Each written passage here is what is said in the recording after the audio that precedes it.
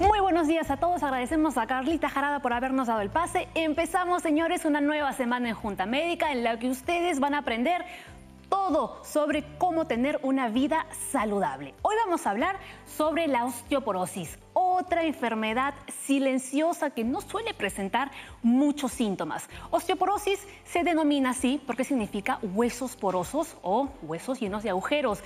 ¿Qué es esta enfermedad? Pues debilita nuestros huesos y hace que un simple golpe, una caída, pues se nos fracture. Pero hay muchas dudas en torno a este tema. ¿Es cierto que una dieta rica en calcio puede prevenirnos de esta enfermedad? Lo vamos a averiguar aquí en Junta Médica porque ya empezamos. Y vamos a conocer a los médicos que nos acompañan el día de hoy en el programa. Vamos a darle la bienvenida, una gran bienvenida, ¿no?, a la doctora María Luisa Rosaza, que se incorpora como parte del staff de Junta Médica. Bienvenida al programa. También está con nosotras Judith Cachay, psicóloga clínica del Centro de Psicoterapia y Psicoanalítica de Lima, porque vamos a ver, ¿no?, de qué forma también puede influir la osteoporosis, no solamente en el paciente, sino también en los familiares, ¿cierto? También está David Vilcas, reumatólogo de salud, y Caterine Chávez, ginecóloga del Hospital 2 de Mayo. Ya ven ustedes, ¿no?, qué Junta Médica más nutrida tenemos hoy en el programa. Nuestro hashtag del día es huesos sanos, así que todas las dudas y consultas envíelas a nuestras cuentas en Twitter y Facebook. Y también, pues, si no quiere escribir, llámenos a nuestra línea médica al 619-0670. Vamos a ver qué es la osteoporosis. Y para ello, aquí les voy a contar unos datos. La osteoporosis aparece cuando la parte interna de los huesos se vuelve porosa y va perdiendo masa ósea. Seguro que ustedes se habrán dado cuenta, ¿no?, que cuando vemos a nuestros papás, lo vamos viendo cada vez un poco más delgaditos, ¿no?, como que sin esa masa muscular a la que estábamos acostumbrados antes. Si la masa ósea disminuye en nuestros huesos, se vuelven frágiles y débiles. La osteoporosis no presenta síntomas. La edad avanzada, no es el único factor de riesgo, ya que la osteoporosis podría aparecer a cualquier edad, dependiendo, ¿no?, de cómo es nuestro estilo de vida. Pero suele presentarse más en las mujeres que en los hombres. ¿Y esto a qué se debe, doctores? Bueno, tiene que ver con, sobre todo en mujeres en edad posmenopáusica, ¿no?, después de los 50 años. Es un tema interesante porque no sucede en los hombres ese fenómeno de pérdida brusca de las hormonas sexuales. Las mujeres tienen una pérdida brusca o una disminución brusca después de la menopausia, que no sucede en los hombres. Y es importante resaltar este hecho porque ese periodo, el año previo a la última regla, que eso es lo que llamamos menopausia, y los 2 años siguientes, son los 3 años más importantes de la vida en los que se pierde la masa ósea. Entonces este proceso sucede tanto en hombres como en mujeres, pero en mujeres sucede antes por ese fenómeno de menopausia que no sucede en los hombres. Y es esa época de la vida, la edad crítica, en la que debe tratarse de prevenir el proceso. Claro, efectivamente, bueno, yo como médico ginecólogo, las mujeres tenemos la secreción de estrógeno, y el estrógeno lo que va a inducir es la formación de nuevo hueso. La pérdida, como mencionó el doctor, de la producción de estrógeno durante este periodo de perimenopausia y menopausia va a aumentar digamos, la pérdida de densidad ósea. Por lo tanto, si nosotros hablamos de pacientes perimenopausia con sintomatología, es una indicación para iniciar una terapia de reemplazo hormonal, ¿no?, sobre todo los primeros 2 a 5 años de iniciada la menopausia. Por supuesto, ¿no? Y más adelante, cuando hablemos de los tratamientos, el tema de la dieta, ¿no?, cuáles son los fármacos o las vitaminas o los suplementos que nos pueden ayudar. Pero antes de ir con ese tema, ¿es necesario que preparemos nuestro cuerpo, digamos, faltando pocos años a que ya llegue la menopausia o que lleguemos ya a una edad adulta, o tenemos que preparar nuestro cuerpo desde los 20 años o desde que nacemos casi? Bueno, hay que tener siempre un estilo de vida saludable, ¿no?, en que se incluya el ejercicio, que se ha visto que ayuda a que la masa ósea se mantenga. Ya estamos hablando de circunstancias que hacen, o sea, para que haya un hueso sano hay un equilibrio, ¿no?, entre la formación y la destrucción, ¿no? Y ya en edad avanzada hay más destrucción que formación. Sin embargo, hay hay algunas patologías como la diabetes, el hipertiroidismo, ¿no?, el alcoholismo, que predisponen a que esta masa ósea disminuya. Entonces, claro, hay que estar atentos. Exacto, porque ha pasado también, ¿no?, que cuando ya vemos que podemos ser candidatos para tener esta enfermedad. Ahí empezamos recién a suplementarnos, ¿no? A consumir todo el calcio que no hemos consumido en los años previos, ¿no, Judith? Exacto. Ahora, exactamente, hay que ver el tema de la nutrición, hay que ver el tema emocional, el tema de la familia, digamos. Nosotros necesitamos tener un apoyo desde los inicios, es decir, a nivel de la nutrición, a nivel del afecto, a nivel de tomar conciencia de que en todo momento podemos tener una enfermedad cualquiera. Así es. Podemos tener una caída también o una fractura. Por lo tanto, a lo largo del tiempo necesitamos saber caminar adecuadamente, por ejemplo, saber tomar las vitaminas necesarias, saber recuperarnos, es decir, tener el estado de ánimo lo suficientemente vital y fuerte para no tener una ansiedad, angustia, miedo, depresión y poder salir rápidamente dentro del tiempo prudencial de la persona y poder seguir una vida continua, cotidiana, normal, en el colegio, en el trabajo, siendo papá, siendo mamá, etcétera, ¿no? Es importante. Perfecto, muy bien, ¿no? Y con esta introducción tan buena que nos han dado los doctores, que están muy participativos, muy bien. Empezamos el lunes con fuerza. Ha llegado el momento de que ya saben lo que toca, ¿verdad? Nuestro caso del día. Atención. Tuve una caída y me he roto el brazo. Y me operaron y el doctor a la hora de operarme se dio cuenta que yo tenía osteoporosis. Hola, mi nombre es Isabel Luna, tengo 63 años, soy paciente de osteoporosis. Yo anteriormente he escuchado que esa enfermedad no tiene cura y que empieza a picarse los huesos como la madera.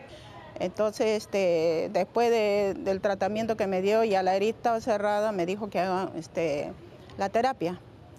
Y vine acá a este hospital para hacer mi terapia. Me he pasado por láser, magneto, terapia ocupacional para poder mover mis brazos, masajes.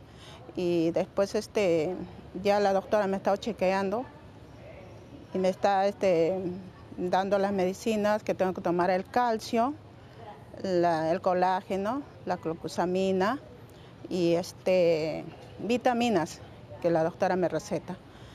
Y al año me va tomando la placa para ver cómo estoy mejorando de la osteoporosis. Bueno, la doctora me dijo para un año el calcio. El colágeno, 3 meses. Después voy otra vez dejando descanso y después empiezo otra vez. La glucosamina también 2 meses y después descanso y vuelvo a tomar. Muy bien, agradecemos a nuestra paciente, doctor. 63 años, como decíamos, la osteoporosis no presenta síntomas porque la señora le diagnosticaron eso cuando se rompió el brazo y la operaron. O sea, recién allí los médicos se dieron cuenta de que tenía osteoporosis. Ahí vemos una imagen de nuestros huesos. Bueno, la idea es que este caso es ilustrativo por el hecho de que se descubre el diagnóstico de osteoporosis después de la fractura, porque de hecho el diagnóstico de osteoporosis está dado por la ocurrencia de la fractura. Nosotros sabemos que un paciente tiene osteoporosis cuando ya ocurrió una fractura que es catalogable como causada por fragilidad. Probablemente si tuviéramos más datos de la historia de esta paciente sabríamos que no nos ha contado que tuvo un accidente o que tuvo una situación grave y eso indica que su fractura probablemente haya sido por fragilidad, se ve una persona sana y eso es lo que hace el diagnóstico de osteoporosis.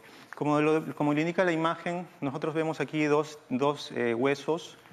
El de la imagen que dice osteoporosis se señala como un tipo de hueso con los poros más grandes. Lo que sucede en la osteoporosis son 2 aspectos. No solamente se pierde masa ósea, el hueso pierde masa ósea, pesa menos, digamos, como hueso. Se debilita. Se debilita, pero además de eso la estructura microestructural, a nivel tisular son cosas microscópicas, se modifican. Son 2 aspectos en osteoporosis, es la masa ósea y la microestructura. Y todo ello lleva a que el paciente no sienta nada, no tenga ninguna molestia, pero lleve subyacentemente la fragilidad ósea que en algún momento de su vida se manifiesta como una fractura de antebrazo que es manejable como una fractura de vértebra que suele dejar secuelas físicas y como una fractura de cadera que puede ser mortal. Otra de las comunes, ¿no? Generalmente se dice que la fractura de cadera no es la que te lleva directo al hospital y una intervención quirúrgica, ¿no? Inmediata. Claro, efectivamente. Incluso se habla de que un 4% de pacientes con fractura de cadera suelen fallecer durante las primeras semanas. Y este porcentaje se incrementa hasta un 20% en el primer año luego de producida la fractura de cadera. ¿No? Y luego también vamos a ver, ¿no?, cuáles son las cosas que debemos evitar en nuestra casa, ¿no?, justo para evitar estas famosas caídas de cadera. ¿No? Casi en todas las familias tenemos un abuelito, una abuelita que se ha caído y se ha roto la cadera. Vamos con ese dato, doctor, ¿no? El hueso es un tejido vivo que se regenera constantemente. En condiciones normales cumple un proceso de reabsorción que permite su mantenimiento y volumen óseo. Tendemos a pensar que... Aquí vamos con otro adicional, ¿no? La masa ósea total suele alcanzar su nivel máximo a los 35 años de edad aproximadamente. Después de esa edad ya empieza la curva para abajo. Bueno, sobre los datos son importantes. Tendemos a pensar que el hueso, como es duro, no es como nuestros músculos palpable o maleable, es una estructura inerte. El hueso no es inerte, el hueso es una estructura que está en constante renovación. De no ser así, no tendríamos calidad ósea en la edad adulta. De hecho, uno renueva o cambia su hueso varias veces durante su vida. El tema con el hueso es que ese proceso se compone de dos partes. Un proceso que, digamos que erosiona el hueso antiguo, lo elimina, y un proceso que forma hueso nuevo. Si hay un equilibrio adecuado, entonces uno pierde la misma cantidad de hueso que la que gana y uno mantiene la fuerza ósea estable. Durante las primeras etapas de la vida, cuando estamos creciendo, ese equilibrio es en favor de la formación. Perdemos un poco de hueso, pero formamos más y por eso es que vamos creciendo en tamaño y vamos creciendo en fuerza ósea. Y después de cierto momento de la vida, como dije, en las mujeres en la menopausia y los hombres a partir de los 50 años es más notorio, la pérdida de masa ósea pierde ese equilibrio, ¿no? La formación es menos que la formación es menos que la pérdida ósea y eso lleva a que nuestro hueso, que es una estructura dinámica, empiece dinámicamente a perder masa ósea. Ahora, doctor, esa masa ósea que perdemos ya no se puede recuperar, ya no se puede reemplazar.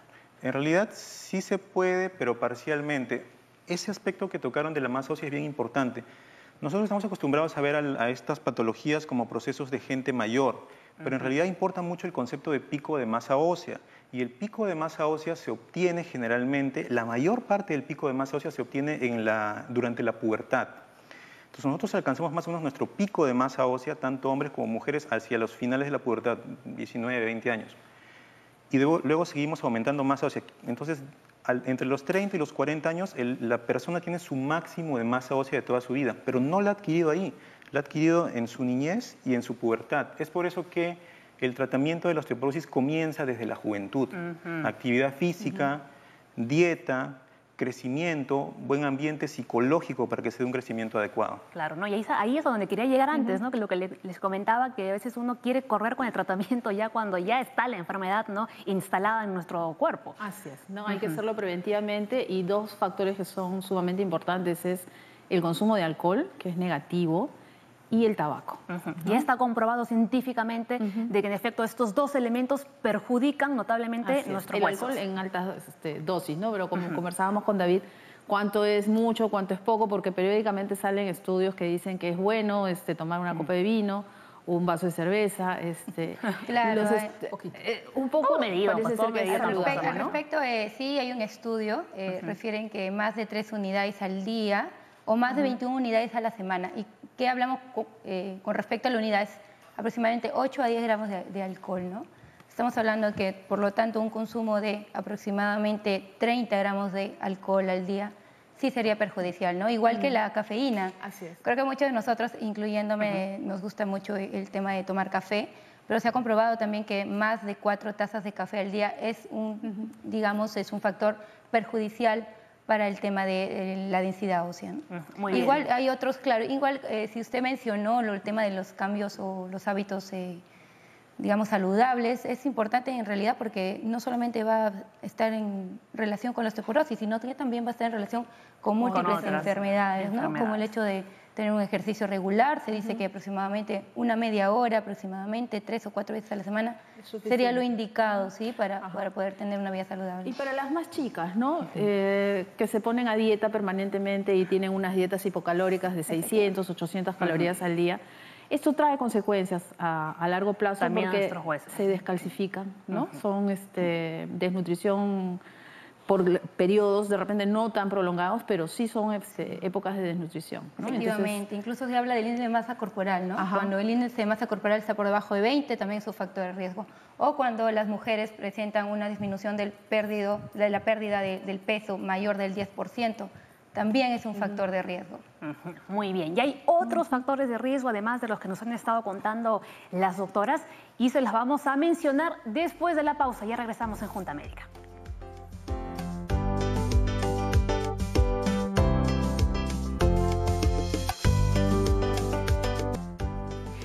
Huesos sanos, señores, es nuestro hashtag del día porque estamos hablando de la osteoporosis. Así que una vez más les hago la invitación para que nos envíen todas sus consultas sobre este tema a las redes de Junta Médica en Twitter y Facebook. Bien, antes de irnos a la pausa estábamos comentando algunos factores de riesgo con los doctores. Ahora vamos a ver cuáles son también otros factores de riesgo no adicionales a los que ya se habían mencionado.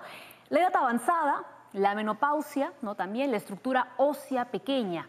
Los que somos así bajitos, chiquititos, tenemos una mayor predisposición a desarrollar la enfermedad. No me digan eso, por favor. Sí, efectivamente. sí, efectivamente. Es verdad. Por la cantidad de masa ósea total que tenemos, ¿no? Claro, por eso es que las mujeres también tenemos mayor predisposición porque tenemos menos masa ósea que si los tu hombres. máximo está acá, cuando comienzas a bajar, Es más rápido. es más rápido porque bajas desde menos, ¿no? Las personas Así pequeñas. es. Bien, a ver, doctor. Fumar y beber alcohol también ya lo estábamos comentando, ¿no? En también dosis elevadas. Atención, ¿hay más factores de riesgo para comentar? Ahí está, ¿no? Consumo alto de cafeína. La doctora nos está diciendo lo mismo, ¿no? 4 tazas al día ya se considera como un consumo, ¿no? elevado. Consumo de ciertos medicamentos. A ver, ¿de qué medicamentos estamos hablando? El omeprazol, estaban comentando antes, ¿no? Sí. Y un medicamento, además, que las personas que tienen problemas de estómago lo toman de forma indiscriminada. Además. Pues disminuye el riesgo de absorción de calcio, pero sobre todo el medicamento más asociado al tema de la osteoporosis son los glucocorticoides. Se dice que el consumo de más de 3 meses de glucocorticoides ya es un factor de riesgo que va a predisponer a estos pacientes a presentar cierto tipo de osteopenia o osteoporosis. ¿Y esos medicamentos para qué se recetan? Sí, sobre todo para enfermedades autoinmunitarias, ¿no? El corticoides son moduladores, van a disminuir de alguna manera la respuesta inmunológica, exacto.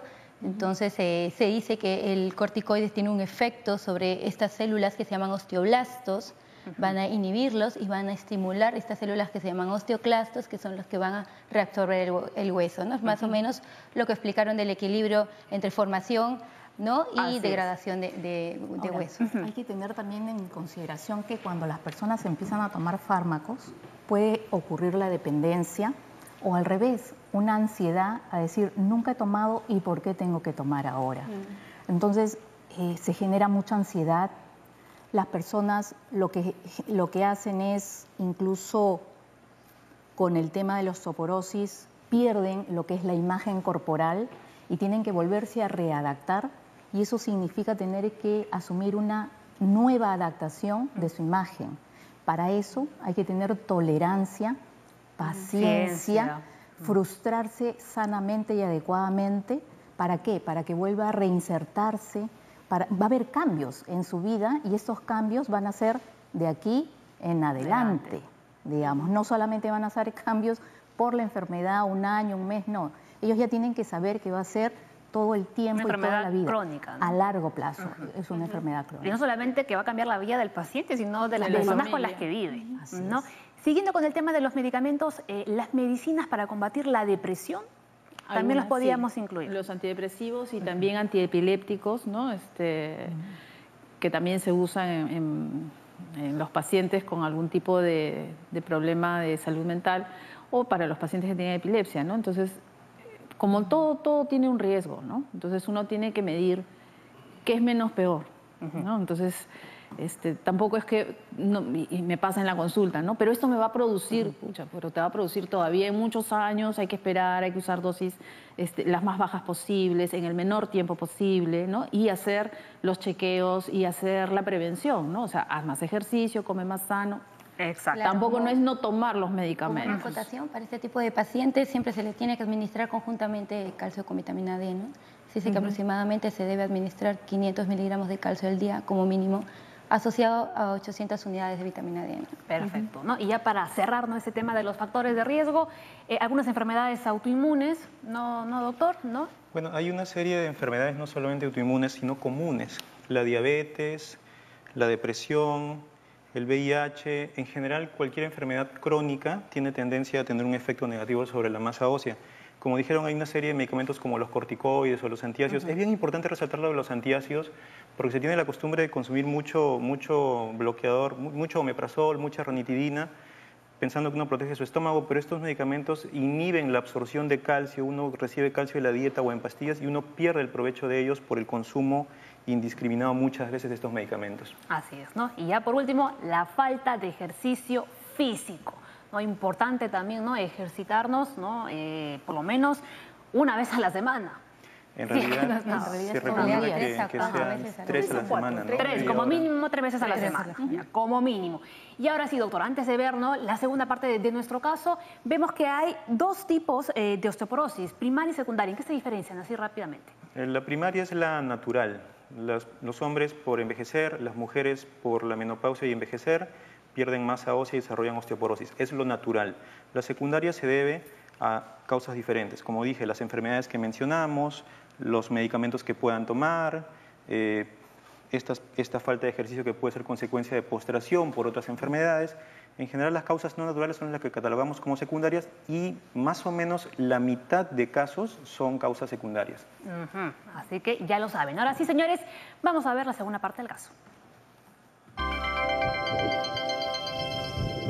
Las personas que tienen osteoporosis tienen que tener solamente una mejor calidad de vida, tomar sus calcios, alimentarse natural, alimento natural, comer nada de grasa, nada de ensalada, cosas así que puedan nutrirle, huevo, ¿no? Y que no se asusten porque si ellos están con tratamiento, están tomando sus calcios, nada le va a pasar, van a estar bien. Pero si ellos no están con el médico, no están tomando sus medicinas, sus calcios, bueno, ya pues se van a deteriorarse, se van a, ¿cómo se llama? Peor, se les va a enfermar, ya no va a tener más cura, porque ya le agarra cáncer al hueso. Me manda Tai Chi la doctora y hacemos el Tai Chi y después también ahorita ya me está mandando para hacer la terapia de magneto. Estoy con mis medicinas, tomo mis calcios, como natural y gracias a mi hija, que mi hija es la que se preocupa y me da todas las medicinas, me compra todo ella. Y mis hijos también me ayudan porque yo vivo sola en mi casa, pero ellos tienen su pareja y ellos están pendientes de mí.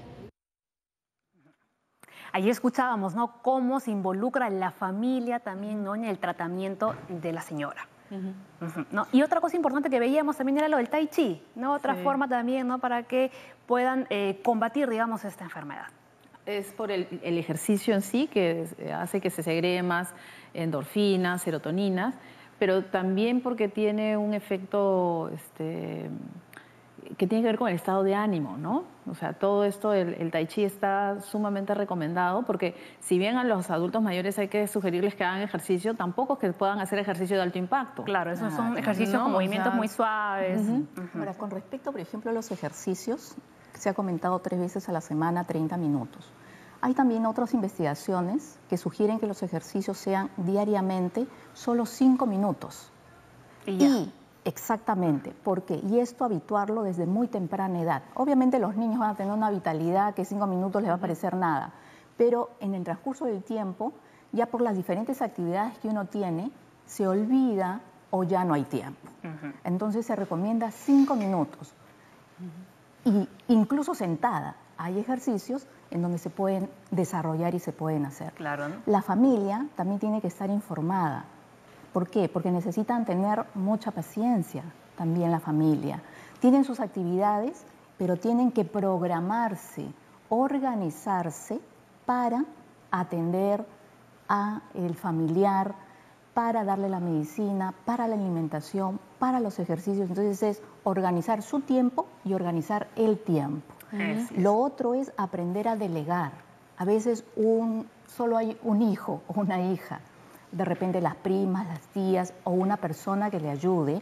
¿Por qué? Porque si no se carga la persona y ya no tenemos dos personas, Sí, es muy una, cierto. sino dos. Dos enfermos al final. Dos y estresadísimos y tiran la toalla, como dicen, ¿no? Ya no quiero saber nada de esto. Esa es Entonces, una verdad importante. muy grande, una verdad como un templo, como dicen, ¿no? A veces solamente se le delega el trabajo a una sola persona, ¿no?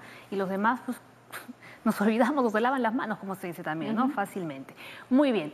Doctor, vamos a ver otro dato, ¿no? Respecto a este tema, a ver que lo vemos ahora en la pantalla. Es común que la osteoporosis provoque fracturas en la columna, muñeca y cadera, ¿no? Y además hay otro que va a venir a continuación. A ver, ¿lo vemos? Bueno, mientras que nos ponen el dato, vamos comentando este que estamos viendo.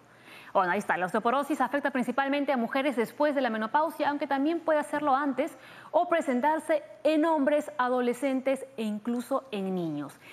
¿Qué sucede en nuestro cuerpo para que aparezca esta enfermedad silenciosa en adolescentes y niños? Causas secundarias, como dije, la osteoporosis primaria es la normal. Repito, mujeres después de la menopausia y hombres 10 años después, generalmente, hombres por edad. Para que un niño o una persona desarrolle tempranamente osteoporosis o baja masa ósea, debe haber enfermedades secundarias o medicamentos que uno tome por otra enfermedad que causen este problema. Yo quería resaltar el tema del ejercicio que mencioné hace un rato, porque es bien importante este tema porque es básico. El ejercicio físico puede ser hecho 3 veces por semana, media hora. El ejercicio físico debe ser el más agradable posible, porque si hacen una cosa muy exigente se aburren de hacerlo. Puede ser simplemente caminar, salir a caminar media hora. ¿Por qué además? Porque la persona que camina de manera constante tiene mayor esperanza de vida, su nivel intelectual es mejor, está asociado a la demencia. El caminar mejora la estructura articular, la estructura muscular y tiene relación con enfermedades como diabetes e hipertensión. Simplemente hacer ejercicio es trascendente para muchas cosas más que solamente osteoporosis. No, y algo tan simple como ir a dar simplemente un paseo, ¿no? Hasta una vuelta a la manzana, ¿no? Tampoco hace falta, ¿no?, irse a un malecón o buscar un parque exclusivamente para poder, ¿no?, estirar un poquito las piernas y los brazos, etcétera. Hay que sugerirle al paciente actividades realistas que pueda hacer, ¿no? Que no excedan en su capacidad, que sea tan difícil, ¿no? Y yo te recomiendo que hagas tal o cual cosa, pero tengo que salir, trasladarme, cambiarme, bañarme, regresar, entonces me toma pues 3-4 horas, no lo voy a hacer, ¿no? En cambio, si yo te explico que puedes caminar y hacer relajación o ejercicios con una banda de yoga, que son estos elásticos, ¿no?, muy sencillos, una pesa pequeña, bueno, pues no, es más factible, como que incentiva un poco Ahí, más. por ejemplo, la parte emocional es hazlo feliz. Así es. Haz algo placentero para ti, algo que te agrade. Ejercicios, no como una obligación ni como una presión, ¿no?, sino que sea voluntario.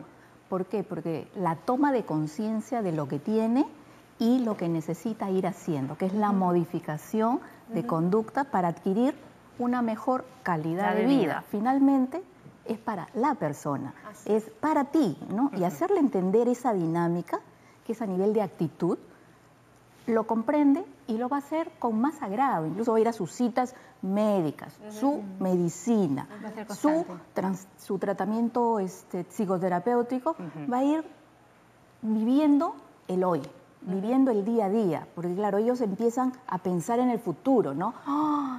¿Qué va a ser? ¿Cuánto tengo que recortar? ¿Qué no voy a hacer? Me falta tanto. Entonces vivimos siempre pensando en lo que voy a hacer y no lo que tengo ahorita. Así Y es, una ¿no? bonita actividad es salir a caminar con alguien, ¿no? Entonces Sí, es pero a como veces que uno solamente no es se anda a aburre, ¿no? caminar, yo te acompaño. Vamos, Eso damos es una verdad. vuelta, ¿no? O sea, se combinan ambas cosas, la parte del ejercicio y la parte afectiva, ¿no? Que es tan importante. Eso es muy cierto. Señores, hacemos una nueva pausa en Junta Médica, pero antes presten muchísima atención a la información que nos brinda el Ministerio de Salud. Humano BPH es un virus de transmisión sexual muy común y contagioso que puede causar cáncer de cuello uterino y otras infecciones. Este tipo de cáncer se puede prevenir mediante la administración de 2 dosis de la vacuna contra el VPH. ¿Quiénes deben recibir la vacuna? Las niñas de 5º grado de primaria de los colegios de todo el país. Solo se requiere la presentación del consentimiento informado, firmado por alguno de los padres o apoderados. La edad ideal para vacunar a una niña es a partir de los 9 años, antes que se exponga al virus y cuando su organismo puede producir más anticuerpos. Vacuna a tu hija contra el VPH. Ministerio de Salud. Gobierno del Perú. El Perú primero.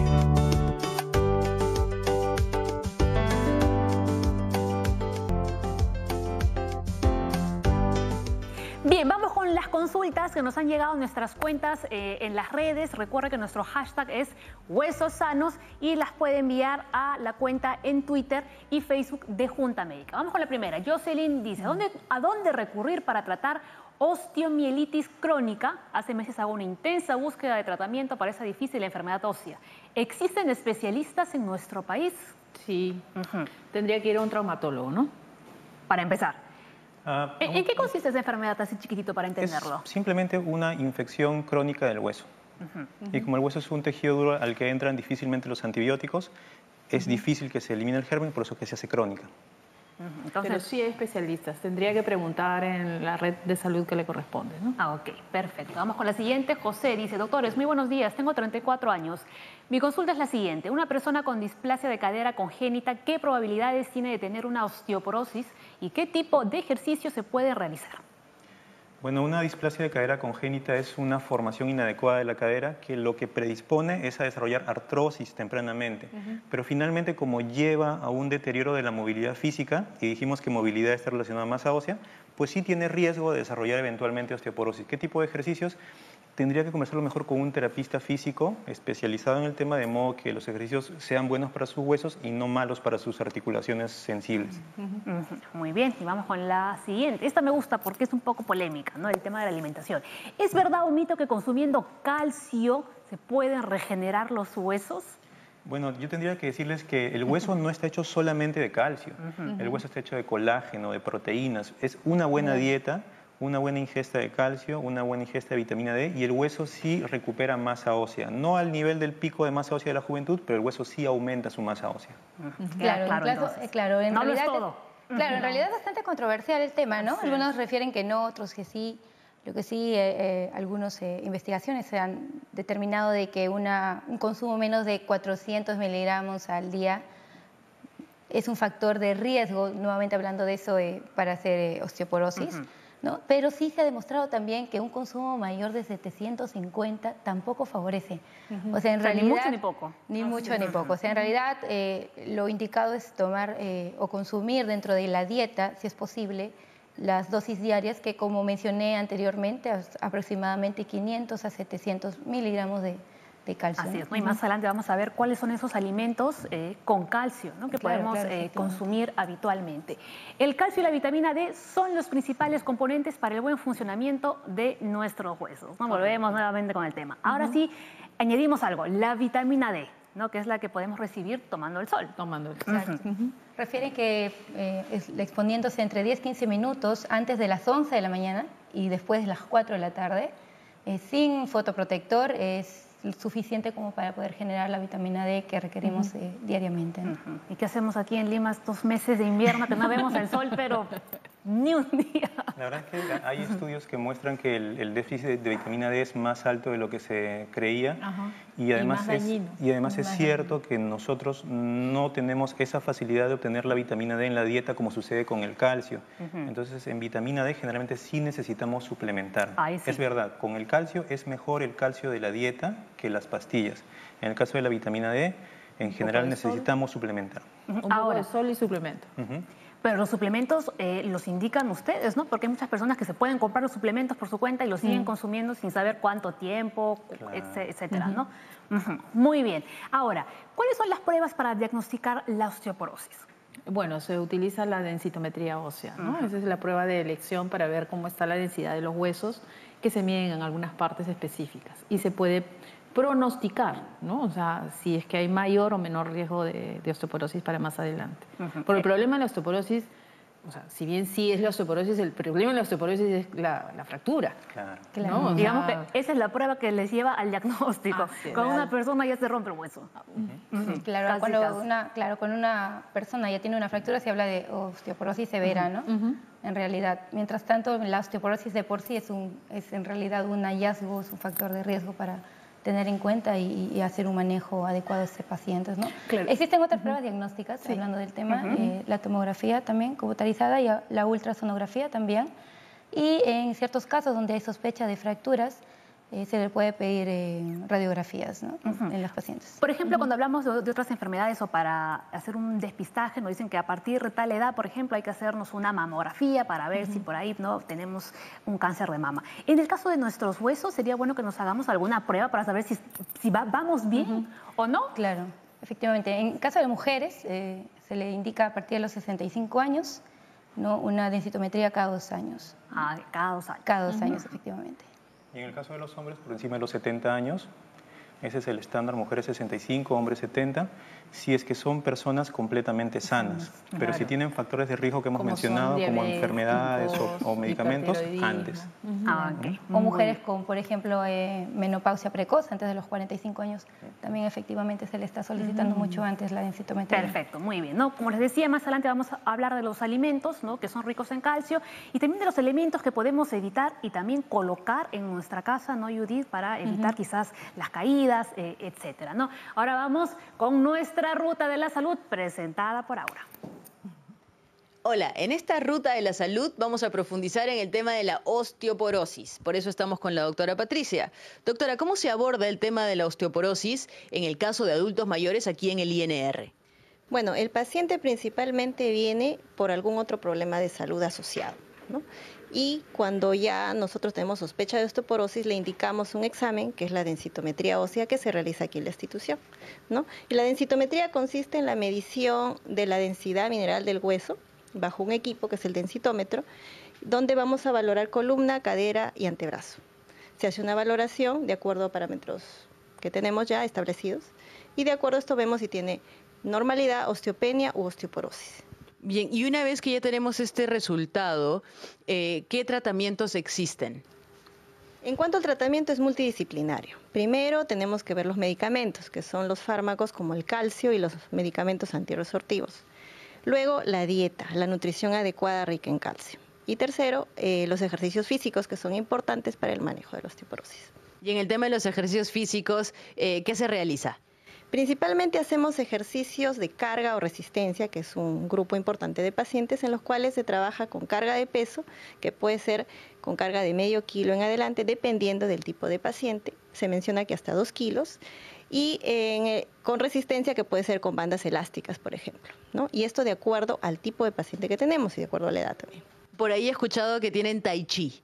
Por ejemplo, ¿cuáles son los beneficios que encontramos en este deporte tan suave? Lo que pasa es que el tai chi nos ayuda mucho para el equilibrio, la coordinación, para la respiración. Y esto nos ayuda mucho porque para los pacientes adultos mayores tienen problemas de equilibrios y esto condiciona al síndrome de caídas en el anciano. Y a su vez esto nos da fracturas. Y si es un paciente con osteoporosis, va a haber más incidencia de fracturas y postración. Excelente. La doctora Patricia me ha prometido que me va a llevar a una clase de tai chi, así que yo estoy esperando. ¿Me acompaña? Vamos.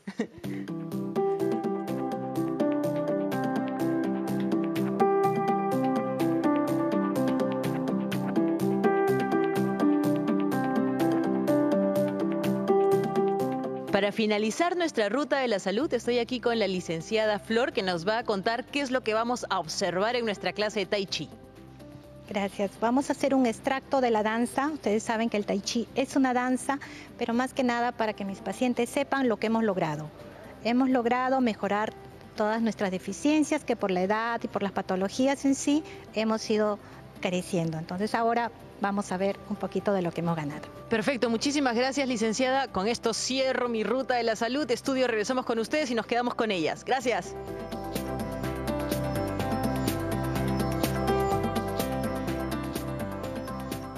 Ahí veíamos, ¿no?, esos movimientos coordinados, incluso solo con verlo ya uno se relaja, ¿no? Muy bien, muy bien. Entonces, enhorabuena, ¿no?, el trabajo que hace el INR y hacer la invitación a las personas que muchas desconocen todas las labores que se realizan ahí, ¿no?, y todas las terapias que pueden encontrar también. Ahora sí, vamos con los alimentos que son ricos en calcio, pero antes tenemos una llamada telefónica desde Piura. Hola, buenos días.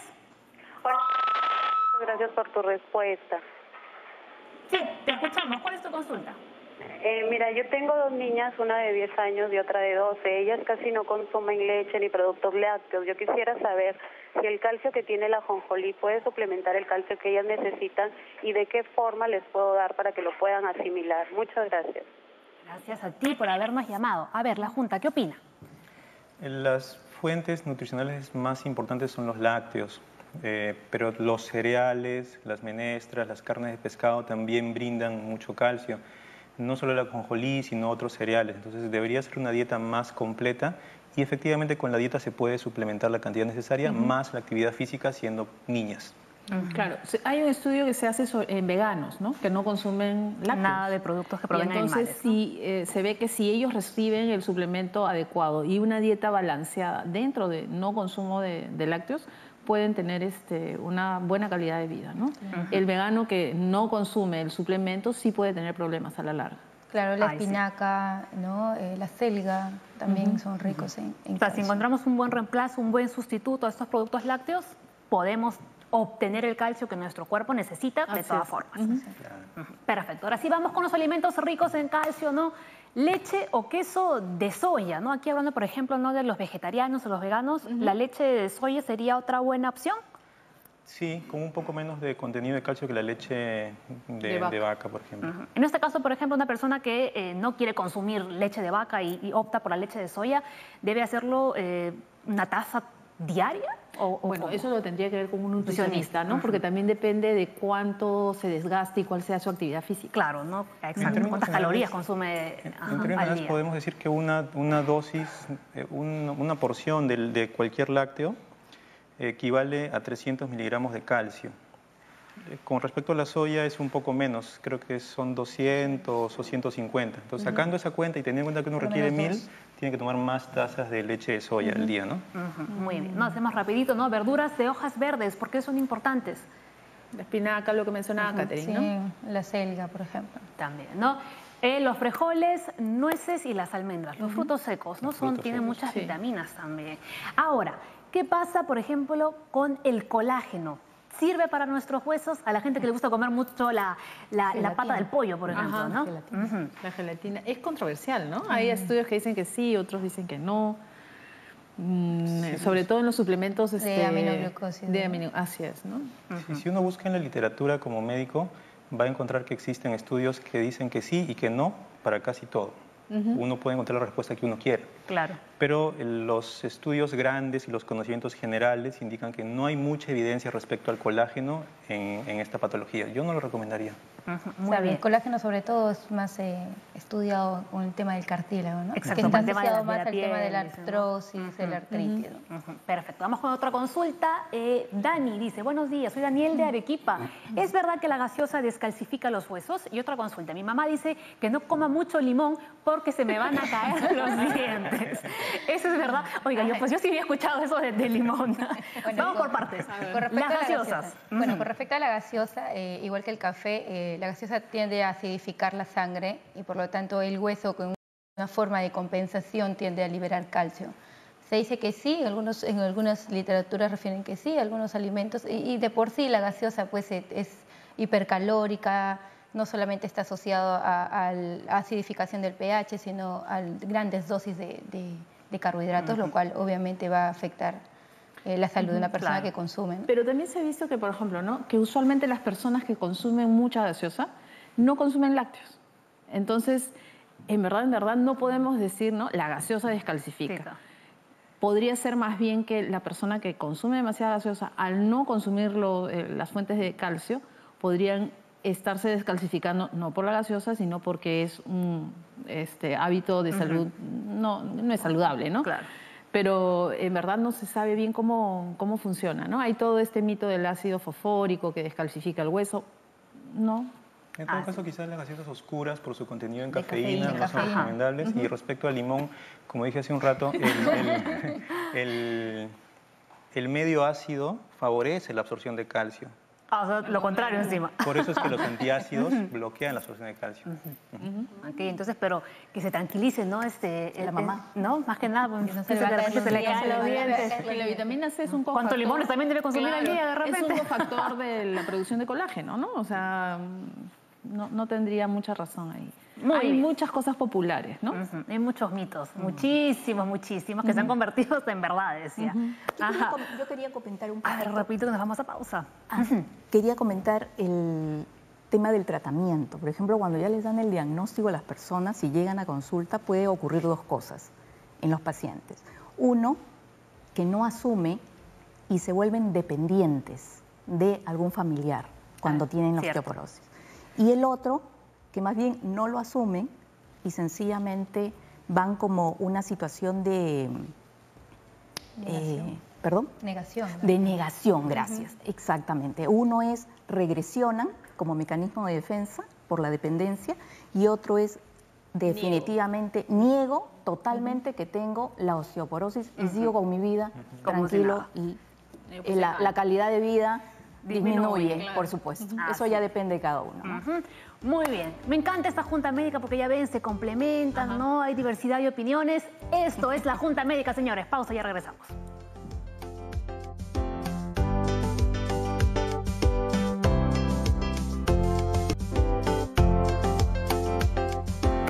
Muy bien, vamos con lo último del programa. Les agradecemos que nos hayan enviado sus consultas y además, ¿no?, que nos hayan llamado para que los doctores puedan resolver las dudas.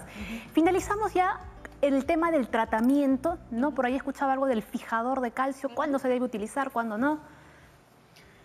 Bueno, en cuanto al que llaman fijador de calcio, la indicación es cuando existe un riesgo elevado de fractura. Nosotros tratamos el riesgo de fractura, no los números de la densitometría, que puede ser determinado por densitometría ósea o por ciertos factores que en la práctica clínica se evalúan como peso, talla, y etc. Lo que quería aclarar respecto a estos fijadores es que no existe un fijador mejor que otro, sino existen fijadores, si así se les puede llamar, más apropiados de acuerdo al tipo y persona que padece de osteoporosis. Muy bien. Y ya para cerrar el tema del tratamiento farmacológico también. Claro, dentro del tratamiento farmacológico pues tenemos, como mencionó, los fijadores de calcio. Hubo también mucha controversia con el uso de terapia de reemplazo hormonal en pacientes posmenopáusicas. Actualmente ya se está dejando un poco de desuso. Se está utilizando más otras alternativas farmacológicas como los bisfosfonatos, ¿no?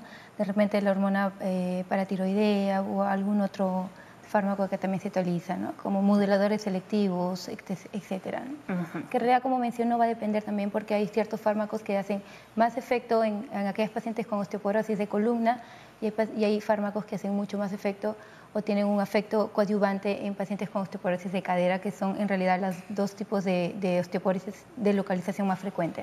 Por eso es importante, ¿no?, que no nos automediquemos. Correcto.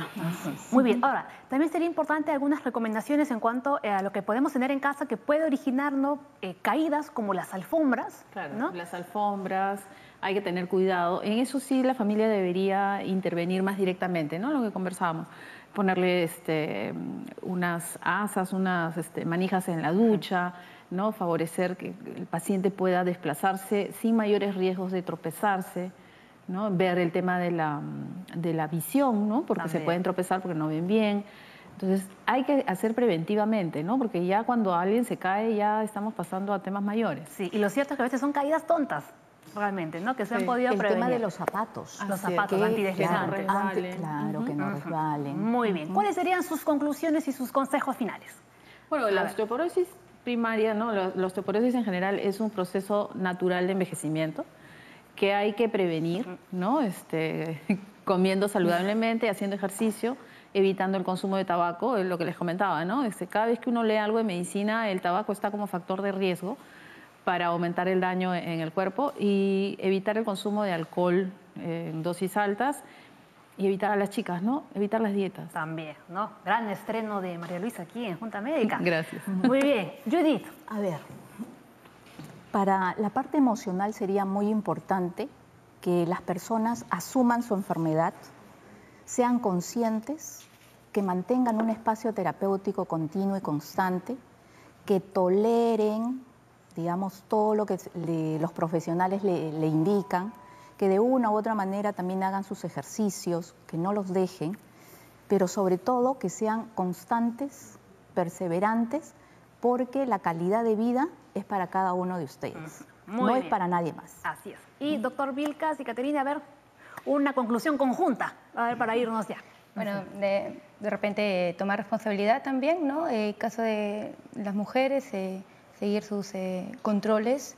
En este caso, pacientes con factores de riesgo, empezar la densitometría un poco antes, ir a los controles ginecológicos, los chequeos, no solamente por este tipo de patología. Sabemos que la mujer es muy compleja, tenemos una serie de enfermedades que nos pueden afectar, ¿no? Por lo tanto, lo que insto es la responsabilidad y el cuidado de cada una de nosotras. Muy bien. Y doctor Vilcas, ya para despedir. Un consejo para los médicos.